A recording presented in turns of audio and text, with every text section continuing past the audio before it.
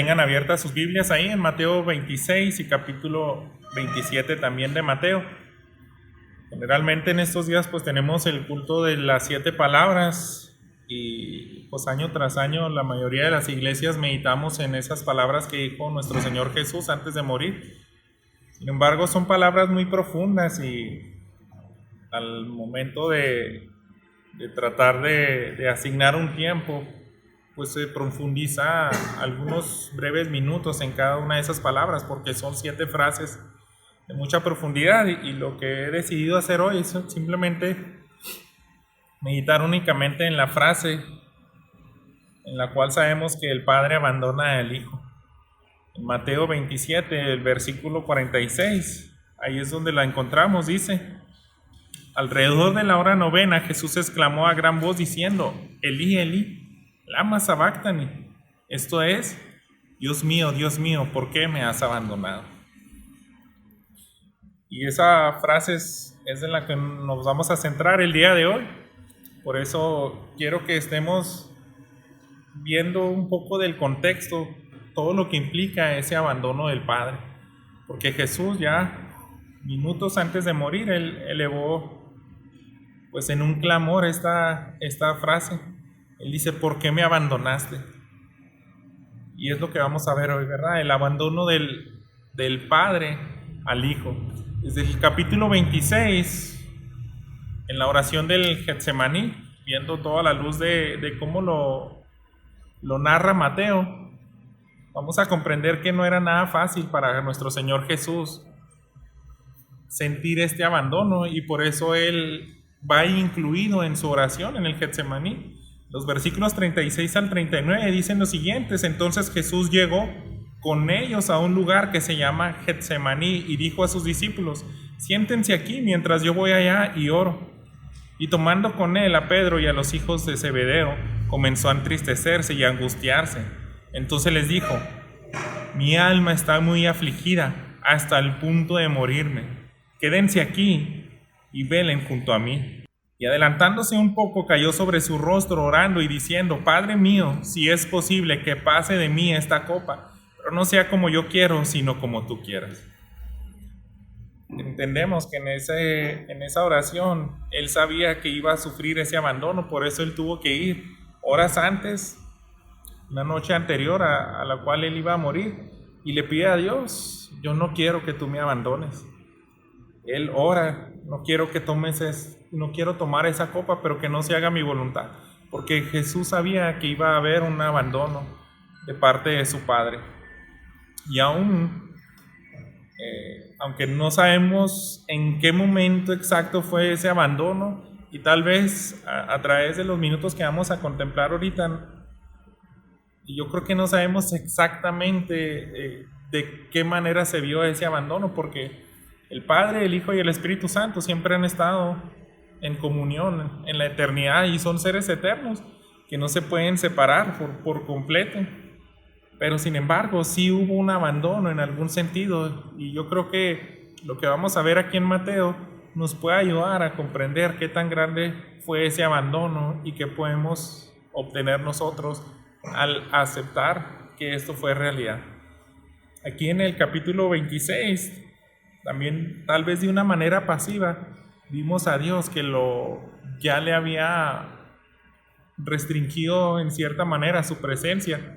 Porque después de haber terminado la oración en el Getsemaní, sabemos que viene pues el arresto de Jesús y le tratan mal. Cuando le llevan a nuestro Señor Jesús delante de los líderes religiosos, ocurre lo siguiente. Adelántense al versículo 51. Esto es después de que le fueron interrogados por el sumo sacerdote. Fíjense lo que pasó. En el versículo 51, uno de los que estaba con Jesús, extendiendo la mano, sacó su espada e hiriendo al siervo del sumo sacerdote le cortó la oreja. Entonces Jesús le dijo: vuelve tu espada a su sitio, porque todos los que tomen la espada perecerán. ¿O piensas que no puedo rogar a mi Padre y Él pondría a mi disposición ahora mismo más de 12 legiones de ángeles? Pero ¿cómo se cumpliría entonces la escritura que dicen que así debe suceder? Parece que en este punto todavía el Padre le podía escuchar, porque dice, aquí yo le puedo pedir al Padre, todavía me puede salvar. Si yo hago esa petición, yo sé que me va a escuchar. Pero hermanos, también pasivamente el Padre no hizo nada. Desde aquí también el Padre ya había restringido cualquier tipo de ayuda del Hijo. ¿Por qué? Porque ya estaba viendo que estaban maltratando a su Hijo. Lo estaban tratando como un ladrón y agresivamente. ¿Y por qué el Padre no interviene? Porque también desde ahí implica ese abandono. Fíjense, ahora sí, después del interrogatorio, en el versículo 63 dice lo siguiente: pero Jesús se queda callado después de que le consultan el sumo sacerdote y le dice, te ordeno por el Dios viviente que nos digas si tú eres el Cristo, el Hijo de Dios. Jesús le contestó, tú mismo lo has dicho. Sin embargo, a ustedes les digo que desde ahora verán al Hijo del Hombre sentado a la diestra del poder y viniendo sobre las nubes del cielo. Entonces el sumo sacerdote rasgó sus vestiduras diciendo, ha blasfemado. ¿Qué necesidad tenemos de más testigos? Ahora mismo ustedes han oído la blasfemia. ¿Qué les parece? Él es digno de muerte. Le contestaron. Entonces le escupieron en el rostro, le dieron puñetazos y otros lo abofeteaban y le decían, adivina, Cristo, ¿quién es el que te ha golpeado? Y otra vez todo esto lo está contemplando el Padre y no ha hecho nada, hermanos. Desde ahí también está llevándose tal vez de una manera no tan activa, pero ahí está el abandono del Padre. Ese rechazo, hermanos, que empieza desde aquí al momento de que el sumo sacerdote se rasga los vestidos, es rechazar a Dios mismo, a su Hijo, el más precioso, pero el Padre también no mete las manos aún ahí, aun cuando ve que están golpeando a su Hijo. Yo creo que cualquiera de nosotros no reaccionaría así si vemos que alguien violenta físicamente a uno de nuestros hijos, pero el Padre ahí también se quedó de manera quieta, esperando que el Hijo cumpliera su voluntad. Vamos a avanzar al capítulo 27, los versículos 1, dice, cuando llegó la mañana, todos los principales sacerdotes y los ancianos del pueblo celebraron consejo para dar muerte a Jesús. Y después de atar a Jesús, lo llevaron y lo entregaron a Pilato, el gobernador. Y dice en el versículo 11, el gobernador le interrogó, ¿eres tú el rey de los judíos? Tú lo dices, le contestó Jesús. Al ser acusado por los principales sacerdotes y los ancianos, nada respondió. Entonces Pilato le dijo, ¿no oyes cuántas cosas testifican contra ti? Jesús no le respondió ni a ninguna de esas preguntas, por lo que el gobernador estaba muy asombrado. En Isaías 53:7 ya estaba profetizado esto. Pregunta tras pregunta, y solamente el Evangelio de Mateo está registrando el diálogo con el gobernador romano, pero también Jesús tuvo una audiencia con otro gobernador que también tenía mitad de nacionalidad israelita, y a él tampoco le respondió nada. ¿Por qué, hermanos? Porque estaba así escrito en Isaías 53:7, fue oprimido y afligido, pero no abrió su boca, como cordero que es llevado al matadero, y como oveja que ante sus trasquiladores permanece muda. Él no abrió su boca. Todo ese tiempo que Jesús estaba guardando silencio, el Padre tampoco interviene, hermanos. Él está viendo cómo le rechaza, él está viendo cómo está a punto de que lo van a juzgar injustamente, y ahí va a empezar la crueldad, no sin antes dejarnos la figura del sustituto. Avanzamos también ahí en el capítulo 27 de Mateo, pero en el versículo 15 dice, ahora bien, en cada fiesta del gobernador acostumbraba a soltar un preso al pueblo, el que ellos quisieran. Tenían entonces un preso famoso llamado Barrabás, por lo cual cuando ellos se reunieron, Pilato les dijo, ¿a quién quieren que le suelte, a Barrabás o a Jesús llamado el Cristo? Porque él sabía que lo habían entregado por envidia. Y estando Pilato sentado en el tribunal, su mujer le mandó aviso diciendo, no tengas nada que ver con este justo, porque hoy he sufrido mucho en sueños por causa de él. Y aquí está una señal, hermanos, de que Por todos lados está confirmándole a Pilato de que él es inocente. Hasta su esposa tiene un sueño y le dice, no me ha dejado dormir. He tenido tal vez una especie de pesadillas, pero todo lo que tenga que ver con este hombre, ella misma le dice, no tengas nada que ver porque yo sé que él es justo. Sin embargo, avanza. En el versículo 20, los principales sacerdotes y los ancianos persuadieron a las multitudes que pidieran a Barrabás que dieran muerte a Jesús. El gobernador les preguntó de nuevo, ¿a cuál de los dos quieren que le suelte? Ellos respondieron, a Barrabás. Pilato les dijo, ¿qué haré entonces con Jesús llamado el Cristo? Sea crucificado, dijeron todos. Pilato preguntó, ¿por qué? ¿Qué mal ha hecho? Pero ellos gritaban aún más, sea crucificado. Viendo Pilato que no conseguía nada, sino que más bien se estaba formando un tumulto, tomó agua, se lavó las manos delante de la multitud diciendo, soy inocente de la sangre de este justo, allá ustedes. Todo el pueblo contestó, caiga su sangre sobre nosotros y sobre nuestros hijos. Entonces le soltó a Barrabás y después de hacer azotar a Jesús, lo entregó para que fuera crucificado. Y ahí está la figura del sustituto, el inocente por el culpable. Mateo, hermanos, no nos describe exactamente en qué consistía el ser latigado, pero cuando estudiamos la historia de los romanos sabemos que fue un dolor indescriptible y algo tan salvaje que muchos podían morir ahí. Mateo no se tomó la molestia de decir que en la punta de esos látigos habían algunas piedras o pedazos de metal que rasgaban la espalda. Él ya sabe tal vez que su audiencia pues está consciente de eso, pero Dios no quiso, hermanos, que nos describiera tanto detalle. Sin embargo, ¿por qué? Porque hay algo más importante, que es el abandono. Todo lo que está pasando aquí, hermanos, sí es un gran dolor, sí es algo que está padeciendo nuestro Señor Jesús y debemos de tal vez considerar hasta cierto punto la crueldad que estaban teniendo los hombres para con Jesús. Pero ahí, hermanos, el Padre seguía sin intervenir. Entonces, yo no sé exactamente hasta qué punto sentía ese abandono nuestro Señor Jesús, pero desde aquí ya en cierta manera la está experimentando. Y hermanos, aparte, cuando ya se entrega viene más crueldad que está descrita a partir del versículo 27. Les leo hasta el versículo 32. Entonces los soldados del gobernador llevaron a Jesús al pretorio. Y hermanos, no eran pocos soldados. Lo más seguro es que eran decenas. No sabemos exactamente, pero también históricamente cuando se llevaban a cabo estas ejecuciones no eran pocos soldados. Entonces bastantes soldados participaron en los siguientes. Dice, reunieron alrededor de él a toda la tropa romana.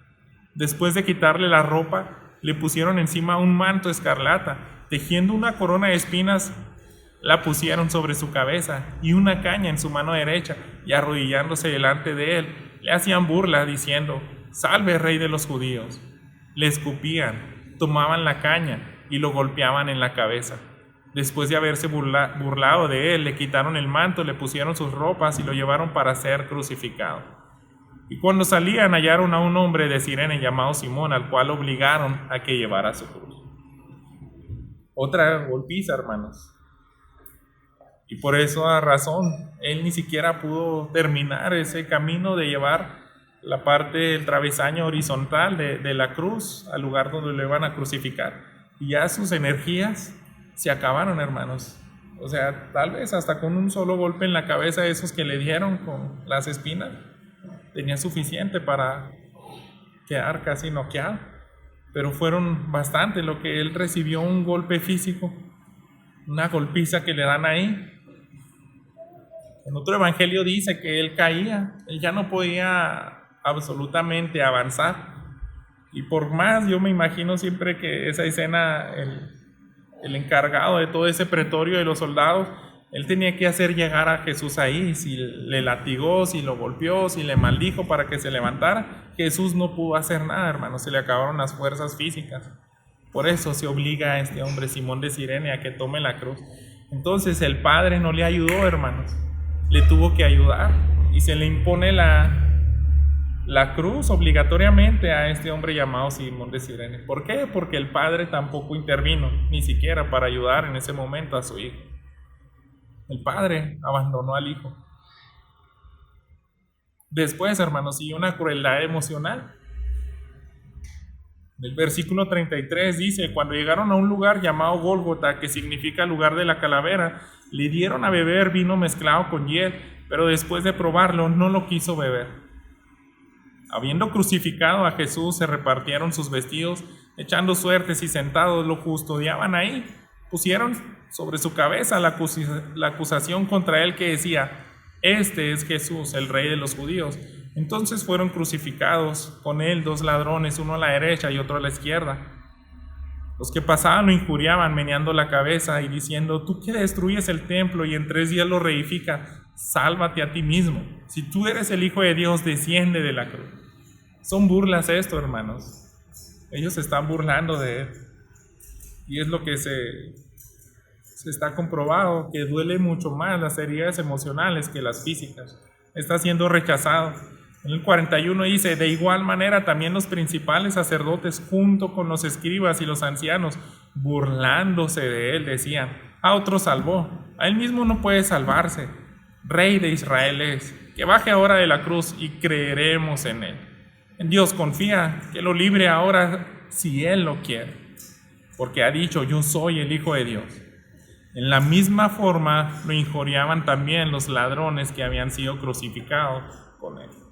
Todo esto, hermanos, también es una carga emocional, y el Padre sigue sin intervenir.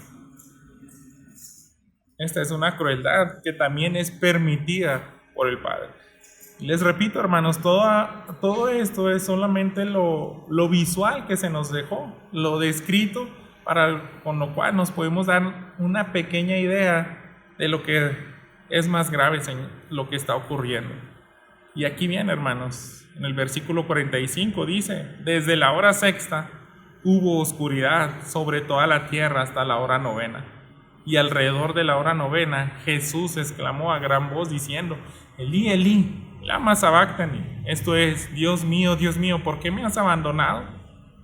Algunos de los que estaban ahí al oírlo decían: este llama a Elías. Al instante uno de ellos corrió y tomando una esponja la empapó en vinagre y poniéndola en una caña le dio a beber. Pero los otros dijeron: deja, veamos si Elías lo viene a salvar.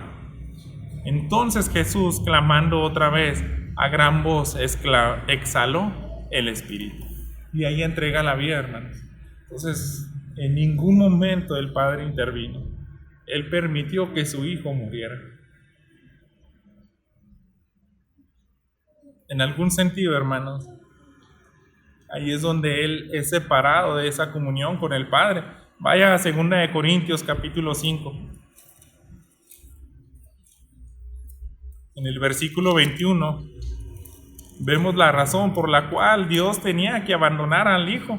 Dice de la siguiente manera: al que no conoció pecado, lo hizo pecado por nosotros, para que fuéramos hechos justicia de Dios en él. Jesús no tenía por qué haber padecido todo esto, Él era justo, pero dice: al momento de que agarra el pecado de la humanidad y lo carga sobre Él, en ese momento es maldito y ya no puede tener la misma comunión con el Padre. Por eso tiene que ocurrir el abandono, hermano. En este momento ya Jesús ya no aguanta, ya no soporta. Por eso es tan significativo que Él dejó una de estas frases antes de morir. Él pudo haber guardado energías y tal vez decir alguna otra cosa, pero Jesús escogió muy bien sus palabras, y esto era importante que tú y yo recordemos. Él sufrió el abandono del Padre. Quiero leerles un párrafo que es un poco extenso, pero necesitamos entender cómo algunos teólogos nos han aclarado a manera de resumir qué pasó exactamente en ese abandono. Y Roland McCune, él hizo un compendio de teología sistemática y nos habla acerca de esto. Fíjense, pongan mucha atención, se los voy a leer 2 veces. La muerte física ocurre cuando el alma y el espíritu se separan temporalmente del cuerpo. La muerte espiritual ocurre cuando una persona se separa de Dios espiritualmente. La segunda muerte constituye la confirmación final y permanente de la muerte espiritual. La muerte espiritual ocurre como resultado del pecado y la muerte física es el resultado de la muerte espiritual. Y Él nos está explicando qué pasa, por qué estamos reflexionando hoy de la muerte, hermanos. ¿Por qué el Padre abandona al Hijo y permite que ocurra esa muerte física y también esa muerte espiritual? Otra vez, hermanos, quiero que nos quede un poquito más claro esto. Dice, la muerte física ocurre cuando el alma y el espíritu se separan. Y eso es de manera temporalmente del cuerpo. Pero la muerte espiritual ocurre cuando una persona se separa de Dios espiritualmente. Y así hemos estado desde que Adán y Eva pecó, hermanos. La segunda muerte constituye la confirmación final y permanente de la muerte espiritual. La segunda muerte es ya cuando ya estás en una eternidad, cuando has sido juzgado y estás en el agua de fuego. Solamente está confirmado que tú ya estabas muerto espiritualmente. Y dice, la muerte espiritual ocurre como resultado del pecado y la muerte física es el resultado de la muerte espiritual. Por eso morimos físicamente, porque hay muerte espiritual, porque Adán y Eva pecaron. Y por último dice el hermano, cuando Jesús fue hecho pecado, Él experimentó ambos tipos de muerte en ese mismo orden. Ahí muere, hermanos, Jesús y también es separado espiritualmente del Padre. Y estamos aquí, hermanos, para reflexionar en eso, en esa terrible separación, porque es lo que se nos dejó para meditar. Cuando Jesús habla de los elementos que tenemos que usar en la cena del Señor, que la vamos a celebrar el próximo domingo, Él dice, cada vez que tomes esto vas a recordar mi muerte y mi sangre también. Entonces, hermanos, es algo que continuamente tenemos que pensar y meditar. Y este es un día especial porque es ese énfasis en el abandono del Padre al Hijo. Es lo más cercano que podemos entender en cuanto a lo que se nos dejó. Lo que se nos dejó es puro sufrimiento externo. Mateo nos describió todo lo que padeció Jesús físicamente. Pero ¿por qué, hermanos? Es lo único, lo que más nos puede ayudar a entender esa separación espiritual del Padre. Vaya a Santiago en el capítulo 2, versículo 10. Nos recuerda que Dios es el dador de la ley. Es una ley santa y cada vez que transgredimos un solo pecado, somos dignos, hermanos, del castigo eterno de Dios. Dice de la siguiente manera Santiago 2:10, porque cualquiera que guarda toda la ley, pero falla en un punto, se ha hecho culpable de todos. Si tú y yo nos esforzáramos y guardáramos todos los mandamientos, pero solamente uno falláramos, ya con eso es suficiente para merecer la ira eterna del Padre. Y aquí ocurrió eso, ¿verdad? Un castigo eterno que llevó Jesús. Y el Espíritu Santo, hermanos, pues está aquí para que nos ayude a comprender un poco acerca de esto. Y nos deja las Escrituras. Cuando leemos las Escrituras, ahí actúa el Espíritu Santo y nos ayuda a reflexionar. ¿Qué tan profundo es esto? En este día debemos de entender un poco de esa eternidad en tinieblas que tú y yo teníamos que haber pasado. Esa eternidad, ¿verdad? Bajo su ira. Los profetas menores nos dejan descrito en algún lenguaje qué tan terrible es caer bajo la ira de Dios. Y quiero que vayamos a leer un par de versículos allá en Nahum. El profeta Nahum describe cómo es la ira de Dios que va a caer a Nínive, una nación pagana. Y él ya sabe que este es un castigo inevitable y dice lo siguiente, les leo. algunos versículos, empezando con el versículo 2, dice: Dios, celoso y vengador, es el Señor. Vengador es el Señor e irascible. El Señor se venga de sus adversarios y guarda rencor a sus enemigos.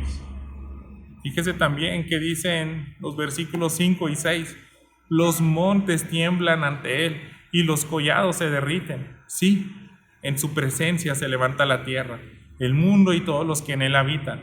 En presencia de su indignación, ¿quién resistirá? ¿Quién se mantendrá en pie ante el ardor de su ira? Su furor se derrama como fuego y las rocas se despedazan ante él. Jesús sabía que eso iba a experimentar con el Padre. Él ya sabía que iba a recibir esa ira de Dios. Pase al capítulo 2 de Nahum. En el versículo 10 dice: los corazones se derriten y las rodillas tiemblan. Hay también angustia en todo el cuerpo y los rostros de todos han palidecido. Fíjese lo que dice en el capítulo 3, el último versículo 19. No hay remedio para tu quebranto, tu herida es incurable. Todos los que oigan noticias de ti batirán palmas sobre ti. ¿Por qué? ¿Sobre quién no pasó constantemente tu maldad? Y ese era el juicio, ¿verdad? Aquellos que fueron perversos, los que pecaron contra Dios, recibieron su castigo. Y eso, hermanos, súmele esa eternidad de ese castigo que usted merecía. Jesús la recibió en ese lapso de algunas horas. Si alguno de nosotros llegara a terminar en el lago de fuego, hermanos, por una eternidad, es por despreciar la muerte de Jesús. Aquellos que dijeron: no me interesa ese dolor, ese abandono del Padre al Hijo, para mí no significa nada. Eso implica los que rechazan a Cristo Jesús, los que no depositan su fe y confianza en Él, están rechazando este abandono del Padre. Por eso terminan en esa eternidad separados de Él, ¿verdad? Fíjese, regresando al capítulo 27 de Mateo, les digo a partir del versículo 51. ¿Qué pasa después de que muere Jesús? Dice: en ese momento el velo del templo se rasgó en dos, de arriba abajo, y la tierra tembló y las rocas se partieron, y los sepulcros se abrieron, y los cuerpos de muchos santos que habían dormido resucitaron. Y saliendo de los sepulcros después de la resurrección de Jesús, entraron en la santa ciudad y se aparecieron a muchos. El centurión y los que estaban con él custodiando a Jesús, cuando vieron el terremoto y las cosas que sucedían, se asustaron mucho y dijeron: en verdad, este era el Hijo de Dios. Y eso se nos dejó en el Evangelio de Mateo. Jesús muere y es reconocido, porque ¿quién no reconocería eso, hermanos? Las tinieblas, el velo se rasga, no de abajo hacia arriba, sino de arriba hacia abajo, para que veamos que es obra de Dios. Él se indignó. Hay hasta personas que resucitaron en ese día. Pero detengámonos un poco, ¿verdad? Porque eso de que el velo sea abierto, hermanos, era el lugar santísimo. Y cuando es establecido este lugar, dice que solamente el sumo sacerdote podía entrar una vez al año y tenía que ofrecer antes un sacrificio, tenía que ser perfecto también físicamente, porque si no, en ese instante moría cuando daba un paso adentro del lugar santísimo. ¿Pero qué significa, hermanos? Porque el Padre abandona al Hijo, la ira que tenía sobre todo la humanidad ya no está ahí. Ahora dice: ya los puedo dejar entrar y que cada uno pueda conversar conmigo. Ahora que está abierto el velo, hermanos, yo quiero hacerle esta pregunta: ¿qué vamos a hacer ahora que ya está abierto ese velo?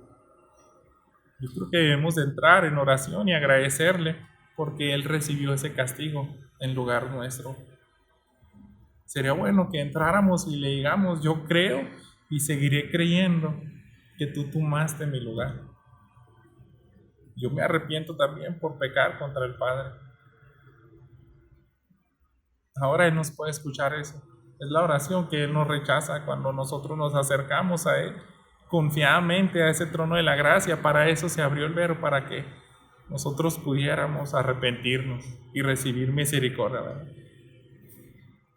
Estamos terminando, hermanos. Tal vez sea un ejercicio que no sea tan fácil de llevar, pero si pudiéramos tomar algunos segundos y pensar en los pecados, los peores que hemos hecho a la luz de nuestro juicio, ¿verdad? De los peores y también los más insignificantes para nosotros, son igual para Dios, hermanos. Cualquier pecado nos separa de Él. Pero piensa en todos esos pecados que hemos acumulado y que pudiéramos seguir haciendo, son dignos de recibir una ira del Padre y de recibir un abandono por la eternidad. Pero nosotros, hermanos, no vamos a experimentar ese abandono. Si se siente feo cuando tú sientes el abandono de tu padre, alguno de los que pudimos tener esa experiencia en nuestra niñez, se siente feo que ya no tengas esa protección. Yo no sé si usted lo ha vivido cuando te has extraviado y no encontraste a tu papá en medio de mucha gente. Eso se siente feo, pero Jesús sintió infinitamente algo mucho peor. Y eso va a sentir cada persona que termine en el lago de fuego. Va a estar una eternidad sin esperanza, en un abandono total. Pero estamos aquí, hermanos, agradeciendo porque si nosotros hemos creído en ese abandono del Padre al Hijo y Él muere y el velo del templo es rasgado, es que Él aceptó ese sacrificio. Él dijo, tú sí puedes aplacar la ira de todos los pecados de la humanidad. Oramos, hermanos, pidiendo a Dios al mismo tiempo, pues seamos agradecidos y vivamos siempre a la luz de esta verdad, porque cuando nosotros meditamos en esto, hermanos, vamos a vivir completamente distinto en el día a día. Vamos a ser más obedientes, vamos a ser más agradecidos, vamos a ser más abnegados, ¿verdad? Cuando nos pida algo que implique sacrificio, ¿verdad? Y vamos a vivir en esperanza, hermanos. Vamos a ser también santos. Oremos, hermanos.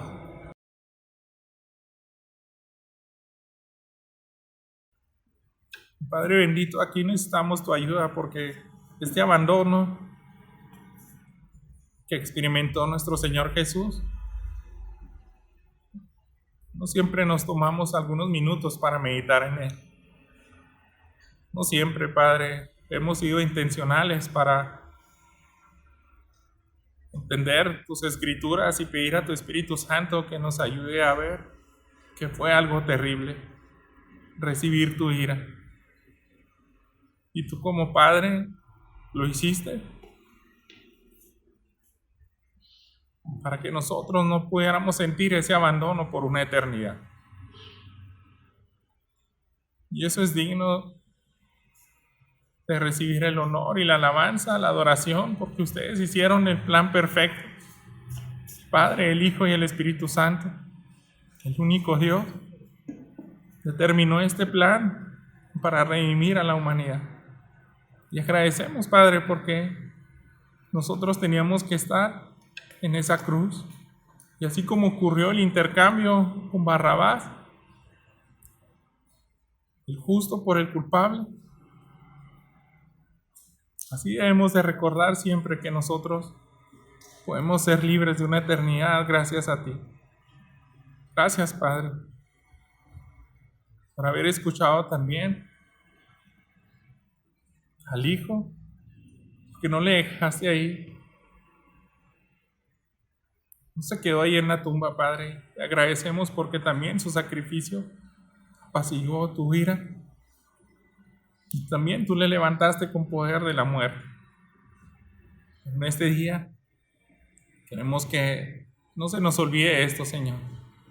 Que no seamos creyentes que ignora esta gran verdad, sino ayúdanos a abrazarla, a vivir meditando en ella con más frecuencia, Señor. Lo necesitamos porque eso nos ayuda a tener más temor de ti y a ser más agradecidos, sobre todo por esa gracia infinita que ocurrió en la cruz, Señor. Gracias, Padre. En nombre de Cristo Jesús, alabamos y bendecimos tu nombre. Amén.